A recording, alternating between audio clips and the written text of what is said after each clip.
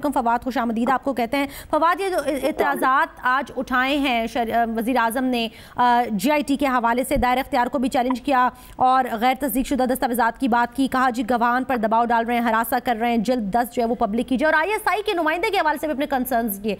ये कितने वैलिड एतराज़ात हैं? आपको लगता है कि कोई गुंजाइश बनेगी इसकी बुनियाद के ऊपर कि फिर जिरा का मौका आगे जाकर दिया जाए, रेफरेंस की तरफ इस केस को मोड़ा जाए, यानी वो ना अहली की तरफ जाता हुआ मुतनाज़ शवाहिद और मुतनाज़ GIT की रिपोर्ट के ऊपर ये इशू इस वक्त नजर नहीं आ रहा?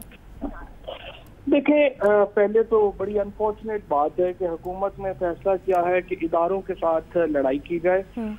जिस तरीके से ISI को मुलव्वस किया गया, जिस तरीके से ये ब्रिगेडियर नुमान और GIT के मेंबरान के ऊपर बात की गई, उस वक्त तो एक दूसरे के मुंह में दूर दूर से रसगुल्ले फेंक रहे थे और खा रहे थे। तो जब टाइम था उस वक्त ऑब्जेक्शन फाइल नहीं किए। अब महज इसलिए कि उन्होंने इनकी बात नहीं मानी और इनसे मैनेज नहीं हो सके और उन्होंने एक इंडिपेंडेंट और इंतहाई कॉम्प्रिहेंसिव रिपोर्ट जो है वो सबमिट की है, आप गश पढ़ रहे हैं और अब ये कर रहे हैं कि ISI को बदनाम करना, अब फौज को बदनाम करना, जुडिशरी को बदनाम करना, एक मुनज़्ज़म मुहिम जो है वो चलाई जा रही है। लेकिन मुझे नहीं लगता इससे कोई फर्क पड़ेगा, क्योंकि जो प्राइम मिनिस्टर हैं उनके खिलाफ पहले ही एविडेंस ICIJ जो एक इंडिपेंडेंट बॉडी है उसने दी, फिर 2 सुप्रीम कोर्ट के सीनियर 3 जज उस नतीजे पे पहुंचे और अब ये GIT भी इसी नतीजे पे पहुंची है। और ये तो खैर अब मामला बहुत सीरियस है, क्योंकि इसमें तो अब क्रिमिनलिटी, पर्जरी, फ्रॉड और ये सब कुछ एलिमेंट्स जो है मैं यही पूछना चाह रही थी फवाद कि GIT की रिपोर्ट में ऐसी कौन सी चीजें जिनकी बुनियाद के ऊपर आपको लगता है कि नाअहली की तरफ ये फैसला जो है वो जा सकता है? क्योंकि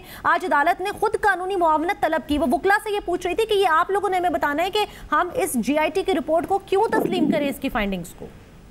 नहीं, वो तो एक फॉर्मल सवाल जाहिर है अदालत ने पूछना ही है, और लेकिन ये यकीन रखिए कि जो जज साहबान है उनसे ज्यादा इस मुकदमे को कोई भी वकील शायद नहीं समझता, क्योंकि 126 दिन मुसलसल ये केस चला है और इच्ची बिच्ची उनको पता है, एक एक चीज पता है कि क्या मुकदमा क्या है, उसमें मामला क्या है।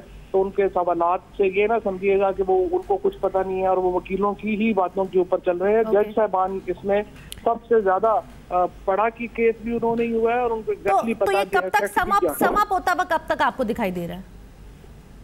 सॉरी, दोबारा बोलिएगा। समाप्त होता हुआ कब तक दिखाई दे रहा है? देखिए, ये तो डिपेंड करता है, क्योंकि PMLN की वाहिद हिकमत अमली अब यही लग रही है कि वक्त गुजारा जाए और वक्त नहीं गुजरेगा। मुझे लगता है कि 1 हफ्ते से ज्यादा इस केस में नहीं लगेगा। PMLN अपना नया वज़ीर-ए-आज़म नहीं मुंतखब कर रही, लिहाजा वज़ीर-ए-आज़म यहाँ से मुझे तो लगता है डिस्क्वालीफाई भी नहीं होंगे, ये तो अब तो गिरफ्तार होंगे यहाँ से जिस तरह के हालात जा रहे हैं। बिल्कुल ठीक है फवाद।